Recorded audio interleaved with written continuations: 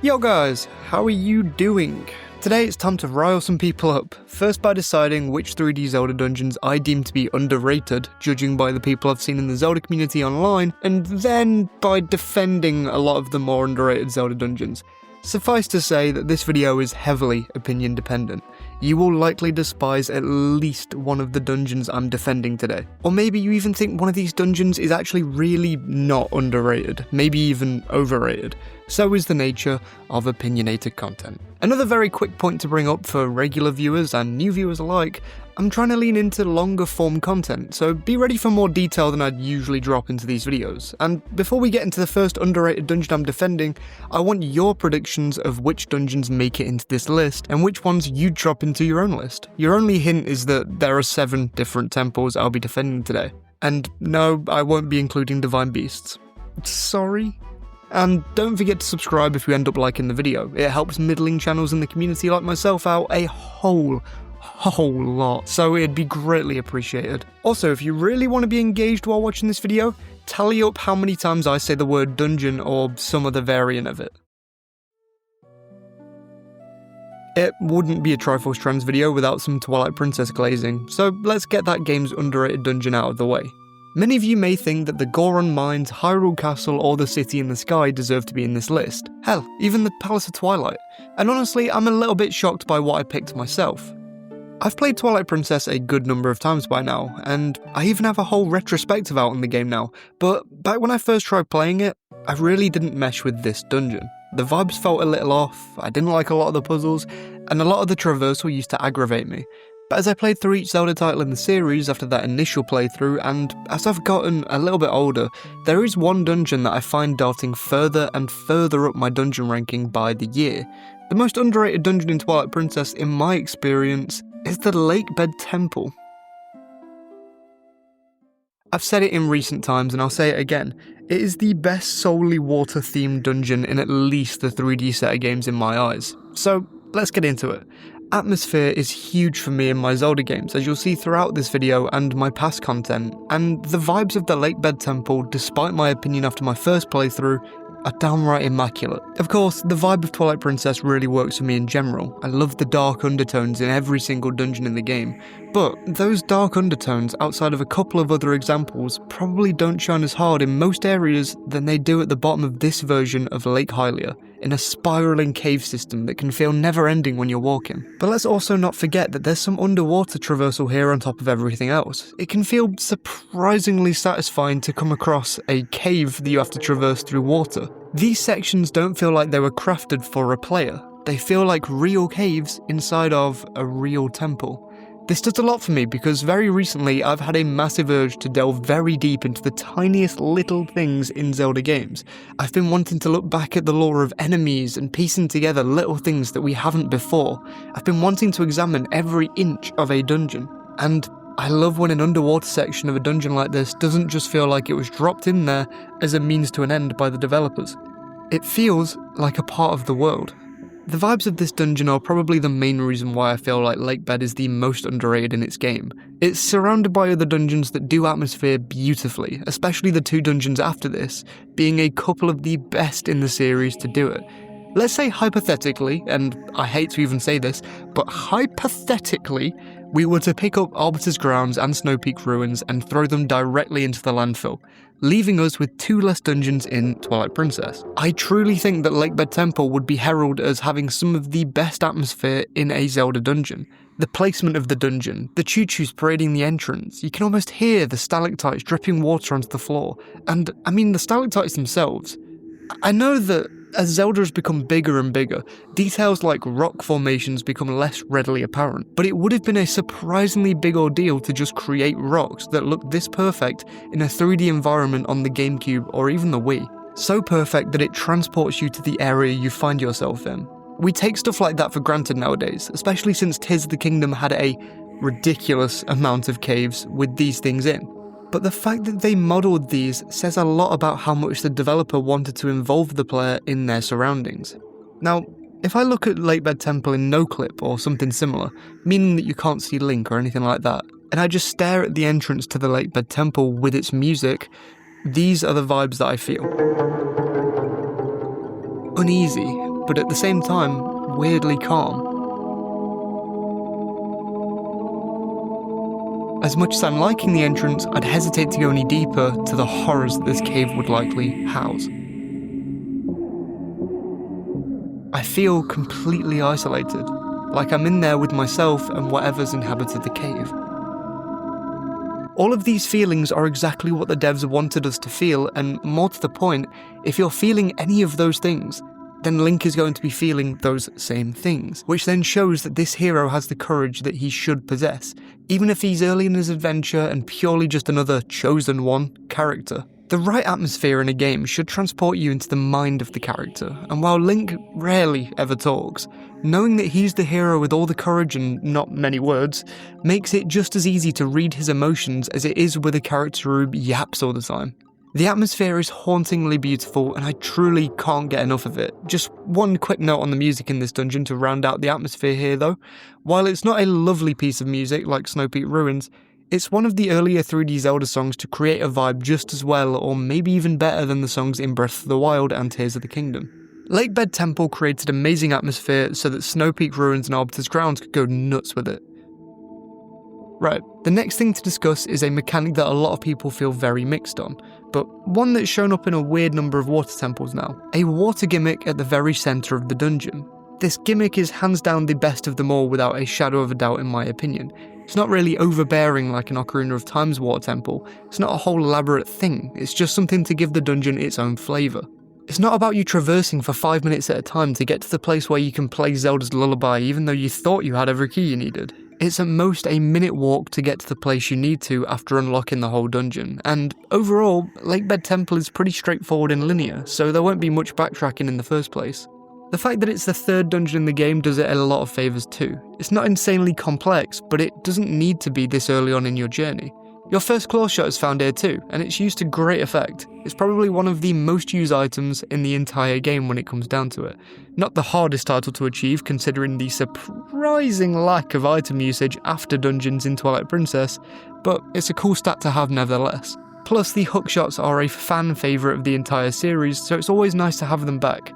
Zipping up to vegetation growing up on the walls of a cave is a nice little touch, and the design of the temple easily gives you the full experience with the claw shot. As any well-designed game area should, it gives you the tools, lets you experiment with them, and expands on the ideas in a playground-like setting.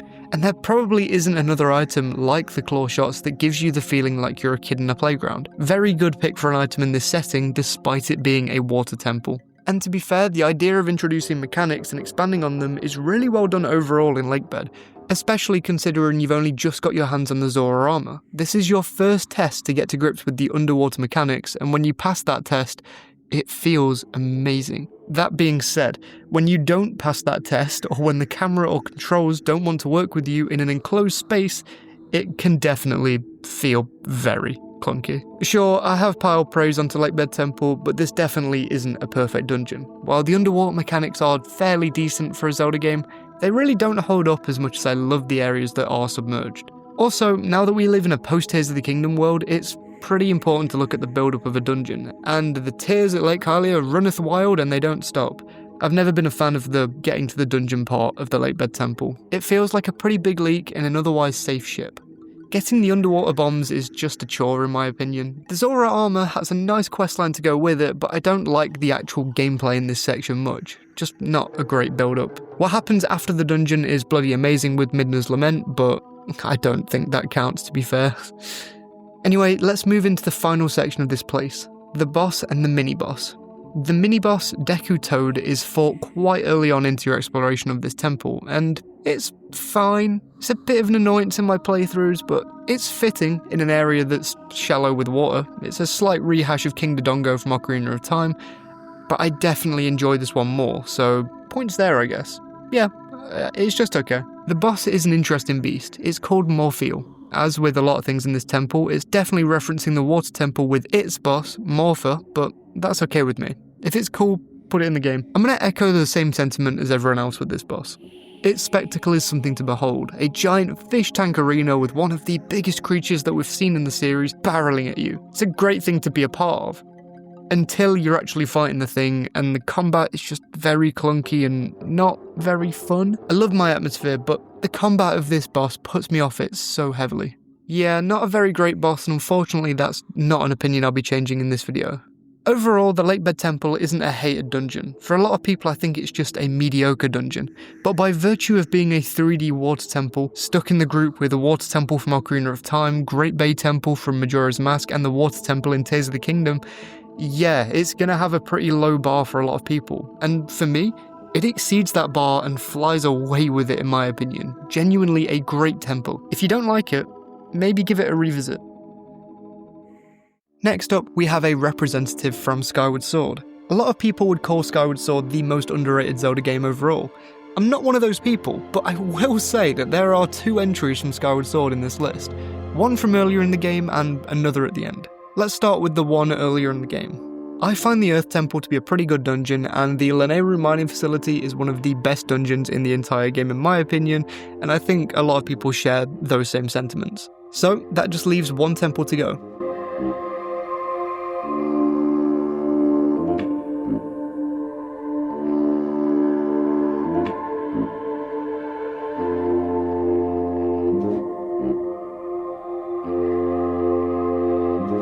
Skyview Temple.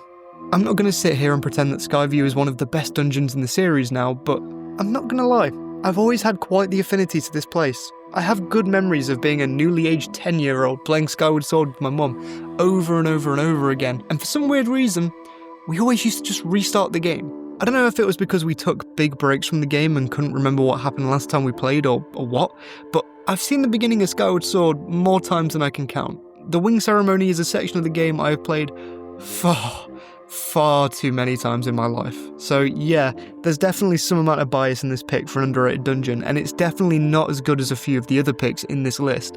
But at the very least, I think that Skyview is one of the best first dungeons in the 3D series. Not the best, but one of them. First Dungeonitis is something that comes up a lot on this channel, and other channels across the Zelda community. Usually the first dungeon of any given Zelda game has big problems with it, or it's just too simple. They're usually fairly solid, but not complex in the slightest. Skyview Temple is the first dungeon in Skyward Sword, so how does it compare to the rest? Well, out of the 3D games, I think it's probably the second best opening dungeon. Why? Let's start back at the atmosphere. Skyview Temple really doesn't have one specific theme, which is quite the anomaly for a Zelda dungeon before or during Skyward Sword. In a way, it's like a dark temple, but not quite as dark as a shadow temple or something like that. But here's where we get to the crux of this dilemma. I think truly understanding the theme of this dungeon sets the stage for the entire rest of the game and the rest of the series if you start playing the series with Skyward Sword as your first deep dive into 3D Zelda. But at the same time, it serves as a fun conclusion to one of the better areas in the game in Faron Woods. The theme of Skyview Temple is ruin. These ruined remains of what once would have been a temple to the sky or some such set the stage perfectly. Skyward Sword is the first canonical game in the Zelda timeline, and despite that fact, the first theme for a dungeon in the game is the ruined remains of something that used to be. While it doesn't seem like this theme fits in the first title chronologically, it fits the entire series. We're used to exploring expertly themed dungeons as our first in any given Zelda game. The inside of the Great Deku Tree has its forest theme. Woodfall Temple has the same in a manner of speaking. Wind Waker has Dragon Roost Cavern, a dungeon set in and around a volcano. Twilight Princess straight up has the Forest Temple. There are distinct themes to every one of these locations. Skyview Temple is so basic in its theming that it's actually hard to come to terms with what the theme actually is. The ruin of structures that would have been used long ago, and that ruin continues to the rest of the series after Skyward Sword. So far as even being the central theme of Breath of the Wild's overworld. So how does Skyview Temple convey this theme? First of all, in its imagery. Spiders have taken over this once lively building, vegetation grows on the walls in certain areas, random dugout holes have made their way to the central sanctum, boxes that were likely once stacked for people who make their way into the temple are hanging from the ceiling in spiderwebs. A husk of a person protects the inner sanctum, and with all of this ruin around the hero, it's only right that there's still a vibe of mystique around the entire area. Glowing mushrooms and what I can only describe as weird grass crowd the halls. While the atmosphere isn't aiming for the fences and trying to wow the player, it's quite a solemn tone that's set. Another thing that adds to this, of course, is the music. There's a pretty goofy tone that's around Skyward Sword in general, so you get a soundtrack that's repeating a good number of times that adds to the overall feel of the dungeon. It's one of the most memorable dungeon soundtracks in the game in my opinion, and while not the best, it's another one that does an excellent job at conveying the feel that the developers wanted you to feel. But now let's move on to the actual gameplay. There's no main gimmick here, unlike what we discussed in the Lakebed Temple. It's a very standard dungeon crawling affair. Walk through the areas in a fairly linear fashion until you get to a crossroads. Beat the mini-boss, unlock all the areas you couldn't before, and finish up the dungeon. What I love about this dungeon is that with every roadblock, you clear the block and it feels like you're going deeper and deeper into this abandoned temple. Something that cleverly lends itself to this is the cutscene that plays right before entering any dungeon in Skyward Sword. You see Link gather up the courage to enter whatever temple you've made your way to, and as you enter, it almost feels as if you are entering a rabbit hole for the hero. Delving deeper into any dungeon in Skyward Sword can be a treat when you take that cutscene into consideration. Anyway, back to the structure. This dungeon slowly introduces areas where you'll need a key and a couple of different doors that you can enter to the sides of it. It's not a purely open dungeon at all, but it introduces to the player how these areas are laid out, similarly to past 3D games. After a small journey through the outskirts of the dungeon, you're thrown into the sanctum, and more importantly, you're thrown at the mini-boss, a Soul Stalfos. Now, in past Zelda games, this would have been really easy to bypass for the player, but in Skyward Sword, with its swordplay being locked behind movement of a controller, a Stalfos can be a really challenging boss. They're not completely unpredictable, but they're still a challenge for this stage of the game.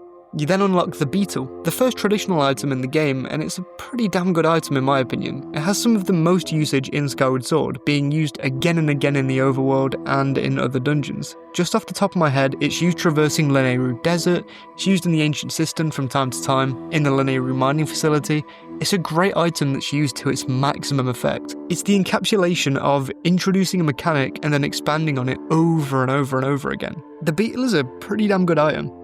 And it's even cooler that it's not just a hook shot, or a bow and arrow, or a slingshot. Another drawback of being the first dungeon of this particular game is that you're still learning the swordplay mechanics, so the game kind of accommodates that. One of the more interesting puzzles in this regard are the puzzles to do with the eyes. You have to spin out the eyes, effectively making them dizzy, and finishing whichever portion of the dungeon you're in. I think it's an effective way of getting you acclimatized to some of the puzzles you'll come across when it comes to motion control puzzles. I think one reason why this dungeon is underrated is because of the revisit of Skyview Temple. Going back through the entire temple while it's flooded to get to a patch of sacred water is a fairly big problem. We've never really had to backtrack through a dungeon before in the 3D games, so this is an uncommon characteristic. Some things are changed up in the revisit, but honestly I think re-exploring the area isn't ever as fun as I realistically want it to be, so I do think that the revisit knocks it down a few points for me as well. I wouldn't blame anyone for not liking it for that reason, as much as it's nice to see how much the area's changed. Plus it is the closest thing that we get to a traditional water temple in Skyward Sword if we aren't including Ancient Cistern, so that's kinda cool, I guess. The original time running through this temple ends on a very high, and one of the most memorable moments of the game. Your first face-off with the Lord Girahim. Fighting a humanoid thing as a final boss for a dungeon is surprisingly novel for a Zelda game, so just going for an all-out sword fight with this person feels oddly high stakes, especially for so early on in the game. Sword bash his attacks, shield his attacks in general, dodge. It's the perfect training ground to practice everything that you've learned on your short journey thus far, earning him the title of one of my favourite bosses in the entire game personally. It's probably my favourite version of a Girahim fight in the game too, so it's got that going for it in my eyes. Skyview Temple has a lot going against it, but considering it's the first dungeon in one of the most polarising games in the series, it's a surprisingly great first dungeon entry and bypasses a lot of the problems that first dungeons usually have in Zelda games and sets the stage for the future of the series from that point in time. But that's just my opinion. I could see there being a lot of room for improvement here if I was to be convinced. Let's move a bit further down the timeline and talk about the most critically beloved title in the entire series, The Legend of Zelda: Ocarina of Time. Come on, let's have some of that Hyrule feel boosted in the editing, come on, thank you. Once again, I have a couple of different entries for Ocarina of Time. I'm going to finish up this video with the other entry, but for now, let's head to the very end of the game. I'm going to talk about Ganons Castle in this game. It is, I think, my favourite final dungeon in the entire series. Usually when you're discussing the best finale in a Zelda title, Hyrule's Castle from Breath of the Wild or Twilight Princess are likely to come up, but I really think that Ganon's Castle is a shoo-in here. Especially for being the first of the finale dungeons in the 3D series, Ganons Castle is testing every single item and piece of knowledge that you've been given throughout the entire game. It is the quintessential ending dungeon experience. The rainbow bridge to get over there in the first place is a beautiful piece of imagery, shedding light over a land that's been plagued by the dark for 7 years. But anyway, before we get back into the atmosphere, let's expand on the structure. It's one of the more open dungeons in the entire game, probably the most open when it comes down to it. You'll be going through rooms that resemble each medallion to unlock the final chambers. While it's very, very obvious just which room is which, it gives you a sense of freedom to choose which sections you'd like to take on first. I love the themes of the Shadow Temple, so I usually go straight into that section, but other people may feel compelled to try out the Fire Temple section first, or something else, and that's interesting for the earliest 3D entry.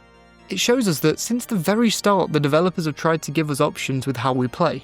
I feel like Ganons Castle has to be one of the better aging dungeons of those older games too. It's got a structure more akin to a Divine Beast or something like that, but somehow I'd suggest that Ganons Castle does that structure far better than Breath of the Wild ever did. After doing the more open segments of the castle, you begin the climb to the top, fighting a couple sets of Stalfos and some Iron Knuckles. These versions of these enemies can't be trifled with either, being some of the most interesting in terms of combat in the entire series. Ganons Castle redefined what being a final dungeon in a Zelda game should mean at the time, and I still think that to some degree it should be right up there with some of the best. But now I guess it's time to talk about the atmosphere. Overall, the theme here is darkness and sacred power destroying that darkness. It's an excellent theme for the end of a Zelda dungeon, and it's a theme that's re-explored time and time again in the series, but it definitely goes a little deeper than that. While we'll discuss the music in a second, and that's definitely giving off a foreboding vibe, the visuals are the other important thing here, and as you traverse each of the different rooms, they all house different kinds of themes. It's a balance, of course, because if you reuse so many exact themes and locations that you've played in the past, it can almost feel tedious getting through this dungeon. But I think, for the most part anyway, Ganons Castle glides on this line pretty effortlessly. Each room does reuse a lot of these different themes that you've seen before, but brand new puzzles are also used. Some of these are functions of the items that you have that you haven't even had the chance to properly utilise yet. Truly, this dungeon is all about mastering your item set, and anyone who isn't prepared for the challenge is likely to be stuck on one section for at least a good few minutes. There's a mix of traversal puzzles in here too. Your sliding blocks, your combat trials, it can definitely feel like the reuse of a lot of dungeon elements that you've seen in the past, but I do think it crafts new and exciting puzzles in surprising frequency, making for a really satisfying experience. Another quick note on the atmosphere is that the dark vibe is amplified by strange magical effects that we haven't seen anywhere else in the game. Giant beams of light that are locking areas off, giant stone pillars that are holding that energy. It's some good stuff. Problem is, we can't stop discussing the atmosphere here without having a look at the final run up to the boss. I truly don't think Zelda has ever felt as grand as when you're climbing the staircase to the final boss room. Beautiful stained glass windows shining onto the stairs ahead of you, knowing you'll be facing the scourge of the entire kingdom, an evil that can never truly be vanquished, an evil that has outsmarted the hero a good couple of times over the course of the game. All of that is conveyed with this long walk up to the boss room. It acts as a little walking period so that you, as the player, can reflect on everything that you've done to make it to this point in the story. Every time I make that final climb, I think back to everything I've done to get to this point and the sheer number of foes I've had to vanquish. Call it cliché or cringe, but defeating those mini-bosses outside of the boss room will never be as easy as it was during my first playthrough, because this amazingly crafted game earned my feelings. I was determined as ever climbing up the tower into Ganondorf's sanctum, and before we get into Ganondorf himself, it's time to talk about the music. The implication that Ganondorf is sat in his throne room playing the organ that plays in the background of this dungeon might be one of the single coolest pieces of environmental storytelling that I've seen in a game. The foreboding in this atmosphere that I mentioned earlier is complete by the revelation that he is the one that plays the soundtrack to this area. Overall, it's a very fitting track too. Organ music is synonymous with some amount of scary, at least in my ears, so I think it does an excellent job of creating an emotion all by itself. Him playing the organ is the final touch, creating one of the best dungeon tracks in the entire game at the very least, as much as it might be a repeated melody over and over again. Unlike the rest of the dungeons in this list, there isn't really an item that you're given here, but I guess the light arrows kinda count. They're some of the strongest items in the entire history of Hyrule. Getting to use them as an elemental arrow is really interesting, but it's also one of the coolest things to get your hands on in the game. Some of the effects that they inflict onto the Demon King is also very cool in practice. You don't get to use the light arrows anywhere else, but they do a good job at being a god killer at the end of the game, something that would be used again, and again, and again in this series. Okay, so we finally come on to the boss himself. I won't go into the full final boss, because we'd be here for a good long while, but I do want to talk about the final boss of the dungeon, the fight with Ganondorf proper, fighting a humanoid version of him. It's largely a rehash of the boss fight in the Forest Temple, needing you to use either light arrows or to play some magic tennis with him. Call me a sucker, but I've always loved these fights in every game. There's something novel about shooting beams of light at each other until one falters and falls. It's a great way to create sky-high stakes through gameplay. Speaking of the stakes, the arena for this fight is the best in the entire game, without a doubt. He's terrifying to fight in a room that he's made his in the last few years of his life. You've gone to his territory to fight him, showing the hero's courage, and when you finally prevail, it can feel insanely gratifying. It is a stellar ending to a stellar dungeon. I'll be honest and say that I've never seen that much outright hate for Ganons Castle in Ocarina of Time, but I've also never seen too much praise for it either. And I think that it should be up there easily as one of the best final dungeons in the entire series, 2D or 3D. Let's get this convo going, guys. Come on, Ganons Castle is kind of amazing when you really look at it. Come on, guys. Now, let's stay in the same sort of time frame, just 7 years earlier and after some time-travelling shenanigans. In my first draft of this video, I couldn't find a representative for Majora's Mask that properly fits the bill. Stone Tower Temple is really well rated by the community. Great Bay Temple is kind of mediocre in my opinion, and the Moon is largely rated pretty well too. All of this led me to Woodfall Temple. Now I'll come out and say that Majora's Mask is the 3D Zelda title that I have replayed the least.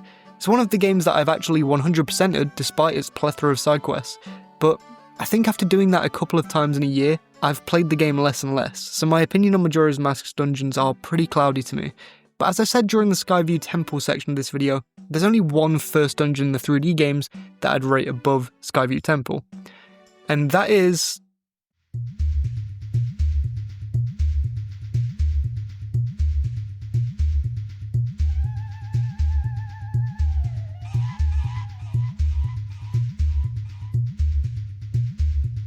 Woodfall Temple. It's probably the most complex of them, but without being the complexity of something like the Forest Temple in Ocarina of Time.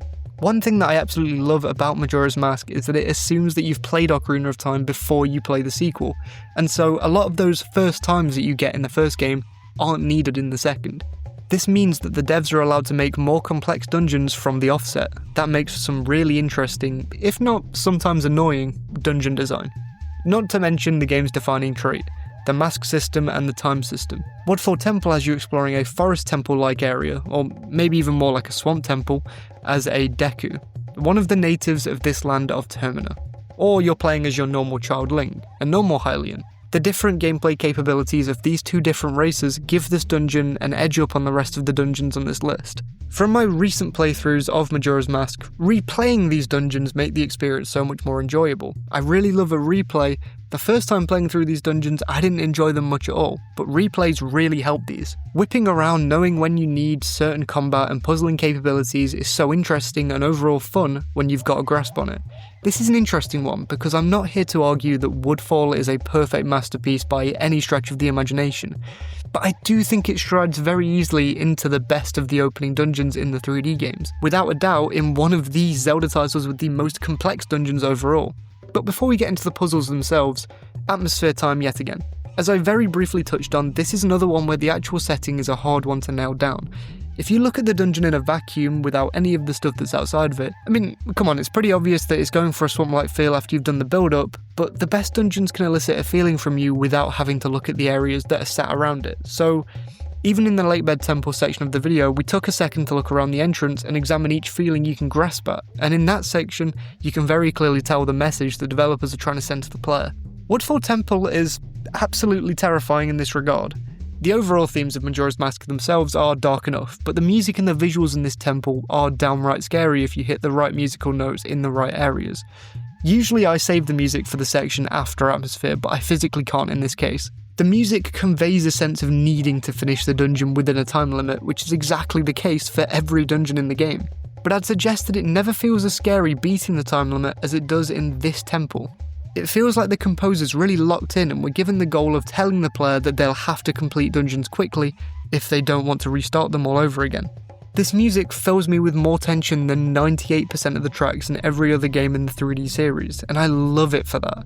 I love when tension sneaks into media that it has no place reaching. I've always loved the idea of a PG horror Zelda, so when small elements of horror find their way into Zelda games, I'm always super thankful. Just like the rest of the game, the visuals find a way to be dread-inducing too, the swamp-like area surrounding you being enshrouded in darkness. The main gimmick of this dungeon is to do with the Deku Link mechanic. There's a very good mix of normal puzzles and traversal puzzles.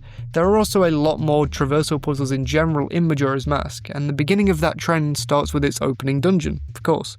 After an entire Ocarina of Time playthrough, it's oddly gratifying to glide through the air with Deku Link's flowers, and making a particularly tricky jump can just be the nicest feeling in the entire world. Also accompanying the mechanic are these sections with purple poisonous substances, so there's just much more danger if you fail a jump. These things blend really well together for some traversal puzzles that can require a lot of thought if you haven't thought before you've flown out of the ground. Much like the dungeons themselves, the combat and mini-bosses can be quite a lot tougher in Majora's Mask too. After the mini-boss you get the hero's bow, and as a result a bow and arrow is one of the most utilised items for the entire rest of the game. It's pretty standard for the series at this point. The hero's bow here doesn't offer much that's revolutionary, so I don't have much to discuss there, but Link meets having a bow and all of a sudden you've got an iconic duo on your hands. Lovely, jubbly stuff. On the boss end of things, I won't tell you they're the best boss in the game, but they're really fun to fight. I'm of course referring to Adolwa, or Adolva? However you say the name. Another thing that I mentioned about Skyview Temple is the fact that it's fun to fight a humanoid at the end of a dungeon from time to time, and it can make for some pretty memorable moments in the series. This fight is no different. They can be pretty janky to fight, I will fully admit, but I have a lot of good memories fighting this boss.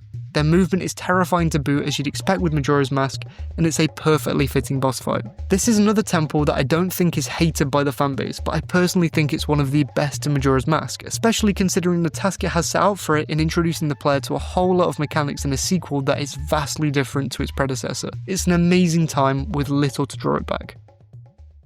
Fire temples have a rich and storied history, usually being some of the best dungeons in their games, with some of the most interesting lore behind them too.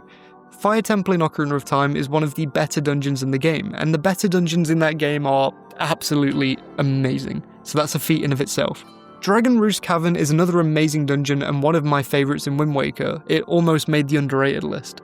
Goron Mines is one of my personal favourites in Twilight Princess, and that game has a lot of the best dungeons in the entire series. I mean, it is the bar when it comes to dungeons in a 3D space. I wonder how many people that's going to annoy. Fire Sanctuary and Earth Temple are largely appreciated dungeons in the community too, and over time I've grown to really appreciate both of them. They have a real place in the world and some of the cooler puzzles in Skyward Sword. While we're not talking about Divine Beast much at all today, I think that it's important to this particular conversation. Varudania is the fire dungeon equivalent in Breath of the Wild, which leaves us with one more fire temple and the latest version of this type of temple in the series.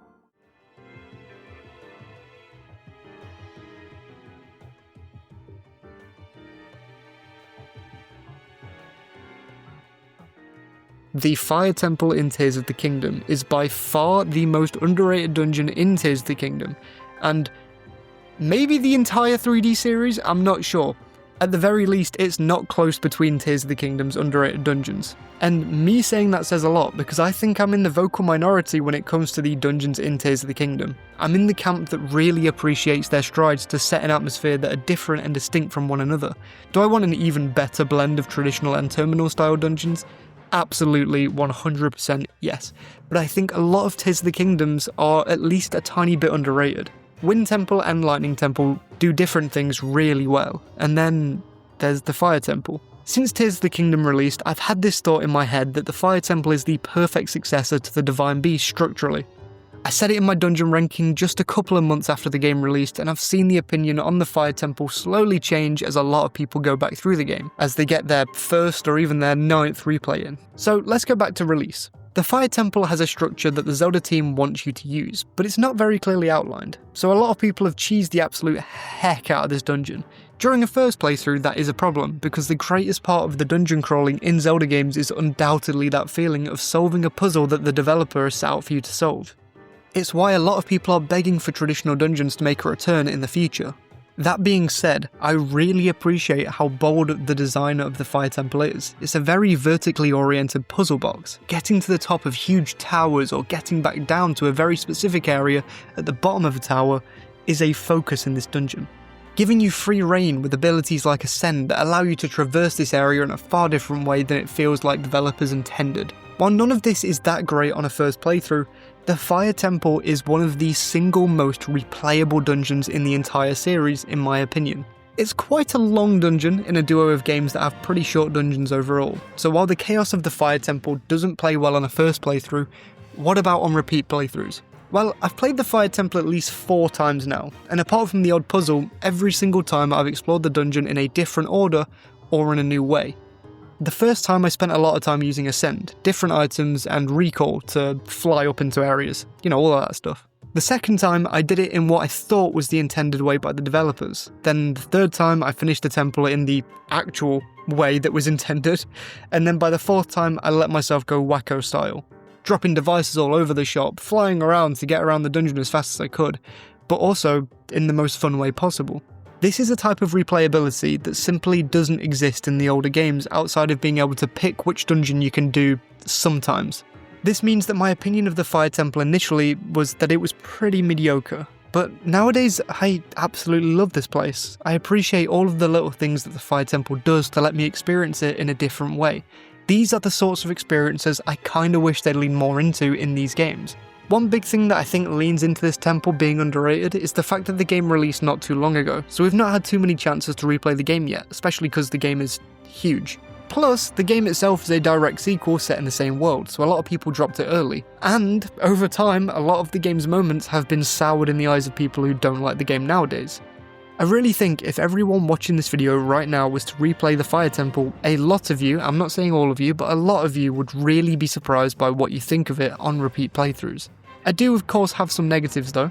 I'm pretty sure the lost city of Garandia, or the Fire Temple, as we heathens call it, is pretty devoid of lore, and I think that is a complete shame. It had a lot of potential in that regard, and even though I've just glazed the heck out of this temple, as much as I appreciate what it does to differentiate itself, I still don't prefer it to traditional dungeons as much as I really wish I did, to be a complete contrarian. Thematically, Garandia is recognisably a dungeon area. It's one of those things that we all looked at in the final trailer for Tears of the Kingdom and went, oh wait, hey look, Link's there with a temple. It's very clearly a fire temple. Lava, fire, all of that stuff makes its way into the dungeon, along with minecarts and stuff like that to symbolise Gorons and the part they had to play in the building and subsequent demise of this city. Getting close to the bottom of the temple and feeling like you can hear the lava below you. Exploring rooms that likely would have been used by the villagers, if that's even what they had here, or maybe it was just miners. And the general complexity of this dungeon really fits in with the Lost City theme. It's even nicer to explore a dungeon in the depths that fully owns up to its title. Anything that is in the depths has been lost to the surface for years and years. The depths is also mostly devoid of things that actually live down there outside of bugs and a tiny bit of wildlife. So that's very thematically fitting. Much like the Divine Beasts music, a lot of the dungeon music tracks in Tears of the Kingdom are also horrendously underrated. These themes are some of the best in recent years in the Zelda series. The Fire Temple's music track, much like the rest of the dungeons on this list, perfectly encapsulates the theme. A lot of heavy-handed instruments are being used. There's a very clear vibe here. The track actually reminds me a lot of the music in the Goron Mines in Twilight Princess, and if that's what they've drawn inspiration from here, I can definitely feel it, and I think it's very fitting. The Goron Mines and Garandia aren't dissimilar in their general theme. The clanking in sections of the music are supposed to reference back to the Gorons and their mining habits in Hyrule. It's yet another nice touch to really transport the player into the world, especially if they have knowledge of older Zelda games. Overall, a lot of the puzzles here are also quite well crafted. In my experience, a lot of people's problems with the Fire Temple come from traversing the temple to get to the terminals in the first place, not the actual terminal puzzles themselves. I think these puzzles are much better than those seen in something like the Water Temple in the same game. Hence we won't be speaking about that dungeon as highly in this video. One thing that Tears of the Kingdom's dungeons are renowned for are the build-ups, the getting to the dungeon part. And in this case, the Fire Temple has some of my less favourable views. I think the build-up to every temple in Tears of the Kingdom is great. Spirit, lightning, water, or wind, all of them are great and a joy to replay for the most part. The Fire Temple's build-up is one that I don't hate, but I do think it's weaker than the rest of them. While the temple itself is likely the most replayable in the game in my opinion, the build-up is a pretty big problem. There's not a great deal to do and there's a pretty subpar boss fight before you just kind of walk up to the dungeon after getting a light route. It's the least grand in the game by far, and I'd say it's probably one of the reasons why people underrate the dungeon. I really don't have anything to defend the build-up itself, it's just kinda lackluster. But now let's talk about the oh my goodness gracious part of the Fire Temple. The return of Gohma. For some weird reason, most of us have a weird fixation on seeing Gohma in every single Zelda game in different forms. In this one, they're a big rock spider. I don't think it's one of the best bosses in the game, but I do think it's a really, really fun boss. It's one of the bosses that better implements the exploit the weakness type of gameplay in Zeldas of old, but it also implements the smack them till they die nature of a lot of the bosses in Breath of the Wild. This is another boss that I've come back to play and enjoyed far more on repeat playthroughs. I won't say that Fire Temple in Tears of the Kingdom is the best dungeon in the series, or even in the game, but I do think a lot of people underrate it from their first playthrough, and I completely get that. But I do genuinely think that this dungeon gets better and better with every romp through it. This is another one I'd implore you to retry when you feel like it. Maybe if you have a Switch 2, it's time to boot up the Switch 2 version of the game and try it in buttery smooth 60 FPS and 4K. Let me know what you think in the comments.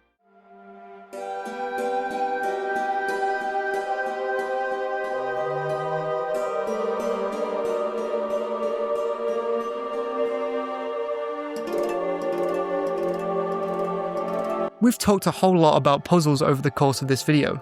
In essence, dungeons are really just little puzzle boxes. Well, nothing quite encapsulates that as well as the Skykeep does in Skyward Sword. That's right, it's our second representative from that game, and I'll be completely truthful, I don't like Skykeep. I never have, and I still don't. But, with that in mind, this is probably the one that I see the most polarising thoughts on.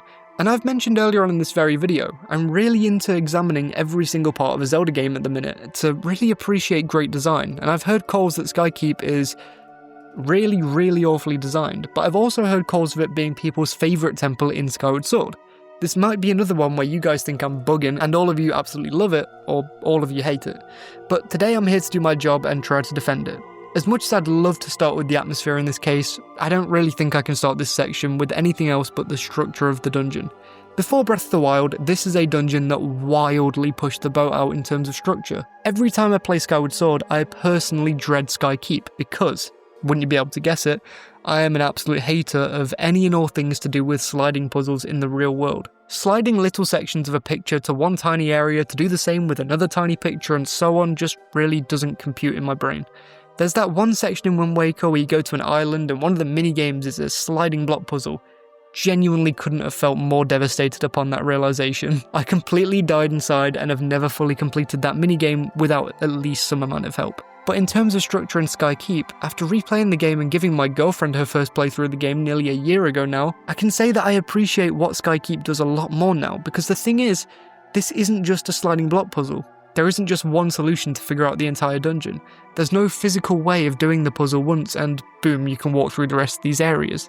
No, it's just not possible. Why isn't it possible? It's just not. Why not, you stupid bastard? Instead, you have to be strategic, looking through each room and each entrance until you've practically mapped out every area in your head. I appreciate this aspect of the dungeon for sure. I also appreciate that the team have clearly experimented with this one. I feel like when they designed this area, they probably had the idea of just making it one sliding block puzzle, letting you run through the dungeon in the solution's linear order. But this would have felt pretty tame. So instead they made Skykeep probably the single best dungeon in the series for both combat opportunities, but also puzzling opportunities. There are countless puzzles in here besides the sliding puzzle that stand as some of the best in the game. The sliding puzzle gimmick gives the keep a feel that we haven't really had in a dungeon before. I don't know if this is just me, but I almost feel like I could sense that it is sophisticated in nature, and I absolutely love that about it. I also do really like how people's playthroughs can differ in the order that the player decides to weave these sliding blocks together. Sure, a lot of these sliding block puzzles do have the same answer every playthrough, but especially those first few opening minutes, you're bound to do a lot of things that other people won't have done. It gives the entire dungeon another layer that makes it more enjoyable than my younger self would probably like to admit. Atmospherically, it feels very sophisticated as I mentioned a minute ago, but overall it takes a hold of the feeling of being at the end of a Zelda game. While this area doesn't really have a final boss, it serves as the stepping stones to getting to the final boss. It is the Hyrule Castle in something like Twilight Princess or Breath of the Wild, the final walk before you reach the big bad and reclaim an entire new land as Hyrule. Let's reverse and say Skykeep's atmosphere isn't something that I see praised very much, and you're probably sick of me talking about the atmosphere of dungeons at this point, so I'll just say this. Skykeep's atmosphere is probably the least striking of all of them in this list. The walk to the big bad should have a more bombastic theme to it and all of that, but I still think that this keep accomplishes everything that it sets out to do. It brings out every dungeon theme that you've completed so far on your journey out for one last run through, much like Ganons Castle in Ocarina of Time. Let's not forget that Skykeep is found just below the goddess statue in Skyloft. Skyloft isn't the busiest place in of itself, so it's fitting that the Skykeep would be almost haunting in its silence and its ambience. Voices come into the track playing behind you, almost as if a choir is playing the backing track. It makes it almost a beautiful experience to do the sliding block puzzle while listening to the ambience. For me, it was more like the ambience was listening to me slam my Wii and Switch controllers into the walls around me while I try and figure out the sliding block puzzles, but nevertheless, I have a deeper appreciation for the dungeon now. Getting to re-explore themes that have already been explored throughout an entire Zelda game is a trope to an extent, but it's a trope that I really do enjoy. It really makes you relive the journey you've been on numerous ways, to reflect the items you had early in your journey, later on, and the skills you've developed on the way. Certain combat sections in Skykeep also remind me of when I could barely dispose of a Deku Baba. Now you can take out Archbokoblins and Stalfos all in the same room. I haven't talked about enemy variety too much in this video as a whole, but Skykeep reusing enemies in these areas, just like Ganons Castle does too, is some top-notch work. I really do appreciate that. One of my favourite inclusions, despite them appearing in the latter half of the game in the sand ship, is the mini-boss Dreadfuse. He's by far the most interesting mini-boss in the game. It's yet another one of those situations that I just love. A fight to the death with another humanoid figure, and this one just so happens to be a pirate, and pirates just so happen to be one of my favourite themes to explore in games in general. So I really appreciate this. While we don't really have a full main boss fight to go and talk about now, we do have a feeling that feels even better than beating a boss. Finding each piece of the Triforce in this labyrinth. One thing that I always seem to forget after a playthrough of Skykeep is the sheer happiness of feeling like I've really figured out finding a Triforce piece. Honing in on finding one of them and finally figuring out the way there feels great. Even first fighting the mini-boss of this dungeon feels like an accomplishment. Every single time that you make progress in Skykeep, it's because of your own intelligence. You didn't just walk forward until the game told you to stop. You get the satisfaction of knowing that you're the one who made it to this point, and while the developers likely pointed you in the right direction in various ways, you're still the one that did the work and eventually made it to the end. It makes finding the full Triforce a much grander affair, and as much as I hate to admit it, I think objectively Skykeep is a worthy dungeon to house the Triforce. In my opinion, it's by far the hardest challenge in Skyward Sword in a lot of its combat scenarios and its puzzling. And I'll also admit that I do not give it the credit it probably deserves, and I probably won't ever again, to be honest. But I have to concede that Skykeep is a really, really good dungeon when it comes down to it. What's the thing that makes it though? The build-up. And by the build-up, I mean that one cutscene.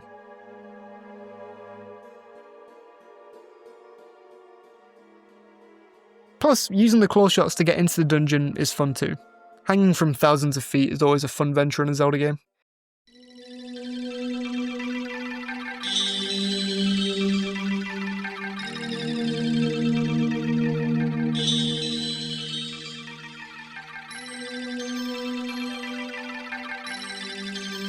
While fire temples have a rich and storied history, water temples have never had that same fate. If we're lucky, we get a good one every once in a blue moon like the Lakebed Temple, but even when the build-up to a water temple is really good like the build-up to the Great Bay Temple or the build-up in Tears of the Kingdom, usually the temple itself falls flat. For some reason, the Zelda team are ridiculously good at making dungeons themed around ice, but when it comes to Melting Point, the Zelda team really hasn't ever really had complete luck with creating puzzles with water in mind. The most famous dungeon for this is probably the Water Temple in Ocarina of Time. Is it the most hated? Definitely not. If Lord Jabu Jabu's belly counts, and that is by far the winner here. Even Great Bay Temple might have the leg up. But when we're talking about popularly hated dungeons that aren't Divine Beasts, yeah, Water Temple is at the top of that list without a shadow of a doubt in my mind. First off, I know I haven't been establishing the lore in a lot of these dungeons, and that's because a lot of these places have pretty standard lore beats outside of big final dungeons.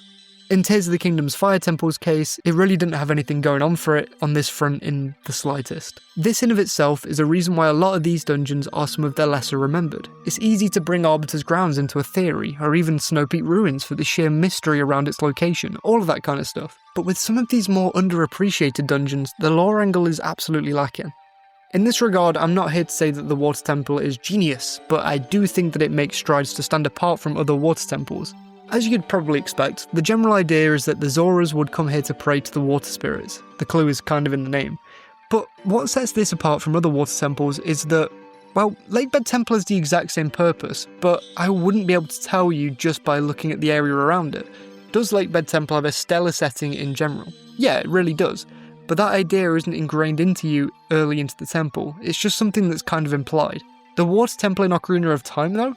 I can tell for sure that this was used for some higher power kind of purpose. Striking imagery on the walls, a certain way in which structures have been built in this area, all of that stuff. But the granddaddy of them all? The central area. Sure, if you're just playing through the game, you won't really think twice about the central area, because the rest of the dungeon doesn't really look useful as a temple either. There's spikes lying all over the place, a really good number of the doors are locked, there are sections that require a hookshot that I truly don't believe a Zora could just dive over to in water. There's a whole lot of stuff that doesn't make sense as a dungeon for the Zora. But 99% of dungeons are never going to work as an exact replica of what they once would have been, with one exception. The centre of the Water Temple. A massive tower surrounded with branching pathways. I can see people waiting in this area, whether they be swimming, just standing around, or diving all the way down to the bottom. This is an area that I can feel was lived in at one point or another. Now, why do I decide to mention the lore of a dungeon conveniently right at the end of a video? Well, all of this, as per usual, circles back around to the only thing that matters in my little cave brain: the atmosphere. Ocarina of Time leans heavily in the musical department of a temple-like theme in the later dungeons, all the way from the Forest Temple to the Spirit Temple. Even so far that the Fire Temple had to get a song removed. As you get further into the game, you'll be hearing more and more songs that'll incorporate almost church-like symphonies. The beauty of the track in the Water Temple is that shimmering on water effect that plays in the music. It's a really lovely piece of music and one that I stick on from time to time in my day-to-day life. Much like the Lakebed Temple, this is another one where you gather what this place is purely through its soundtrack, and I, once again, give it full props for that. So atmospherically, it's great. On the lore side, it has a bit of substance. Musically, it's lovely. What's to hate about the temple, right? Oh shit, I forgot about the gameplay. Now, listen. Pausing the game every 10 seconds to equip the Iron Boots is absolutely a problem with the N64 version of this dungeon, and more importantly, it's a huge problem overall in the original version of Ocarina of Time. It's one of, if not the biggest blemish on a game that is largely one of the greatest design games of all time. Now, Ocarina of Time 3D is my preferred way to play the game nowadays, and while it doesn't completely keep the feel of the original version, it does smooth out a lot of the problems that I have with the N64 game. The Water Temple in particular is so much more playable on the 3DS that it's obscene. Truly one of the main reasons why I really want a remake of this game on the Switch 2 at some point is because this version of the game deserves to be on home consoles with ridiculously nice graphics. But above all, it deserves to be played on a home console because of a lot of the quality of life tweaks. Now with even more buttons on the Switch and Switch 2 and the greater graphical capabilities on the Switch 2, an Ocarina of Time remake could really be an amazing thing. I know it's extremely cliche to say this and everything, but letting everyone play the Water Temple with no worries of having to swap out the Iron Boots would win a lot of people over, I think. On a quick side note, I feel that one of the reasons why the Water Temple is underrated or straight up hated by some people is purely because they've wanted to join in on the online meme of hating the Water Temple. Seriously, I'm not joking. I do think that hating the Water Temple is just a very on-brand thing to do now. It's similar to how a lot of new Zeldatubers a few years ago, myself included, almost felt pressured to place Ocarina of Time as our favourite Zelda title. A huge amount of people say it, so all of a sudden, we all want to join the crowd. It's even happening now with Breath of the Wild and Tears of the Kingdom. That bias against the Water Temple will likely never go away, but anyway. One genuine problem that I and a lot of people have with this temple is the sheer amount of keys and where a lot of the locked doors are found in this dungeon. Specifically running up to the mini-boss room is a complete pain in the ass. My girlfriend is currently playing through Ocarina of Time for the very first time. More on that in a video at a later date, and she got to the Water Temple in the last few days. I watched her play through a lot of it. She unlocked the first door, which leads to the big room with all the hookshot platforms before the mini-boss. Then when you cross that area, it turns out you need another key to get into the mini-boss room. It almost feels like the devs are trolling you at that point, man. It's crazy. That being said, I think the keys are the main problem I have with this dungeon. There's a lot of backtracking to areas you've been to before just to search for keys, but then the map is hard to read sometimes because of the nature of the dungeon. It's a whole thing, it's quite nuanced, weirdly enough. Overall though, if you're searching through this dungeon in extremely thorough detail, it is a really fun challenge. It's probably one of the most challenging areas in the entire game in general, but it's one that I really look forward to replaying nowadays. I think that the hate for this temple is blown way out of proportion, and it's another one of those dungeons, especially the 3DS version, that gets better and better the more that you play it. And you've probably noticed that I appreciate that a lot in my dungeons too. Replayability is a big thing for me. The mini-boss for this dungeon is sick too, man.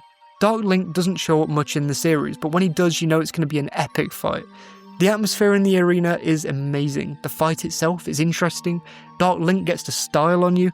Top marks in all regards here. I love this fight to the moon and back. So much so that it almost makes up for the boss fight in this area.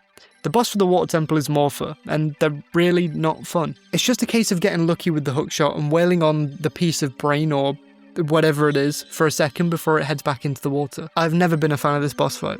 Another kind of cool arena though, and watching the water dissipate after the boss fight feels oddly satisfying. The water temple has shortcomings, but over the years the hate has definitely been overblown, and I can confidently say that I get excited about revisiting the dungeon whenever I get the chance to. We need to be nice to the water temple in the future. I do still implore you to not try the N64 version though. Overall, underrated dungeons are such an interesting topic. They tap into a part of my brain that I enjoy, overlooking every single little thing that I can assess around my favourite sections in some of my favourite games. Dungeons are by far my favourite areas in Zelda titles, both conceptually and in practice. While I think that at least a couple of my picks will be contentious for if they're already ranked pretty well by the overall community, I hope you can agree that at least a few of these dungeons are actually really, really good.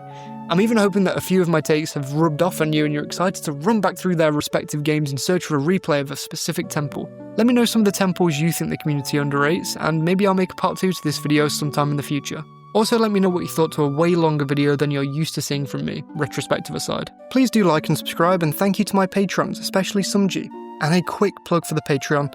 It's in the description and you get various perks for joining these lovely people too. Plus, with these longer videos, I'd absolutely appreciate your support. The support goes a long way keeping the channel going right now, and I really hope you enjoyed. See you guys soon.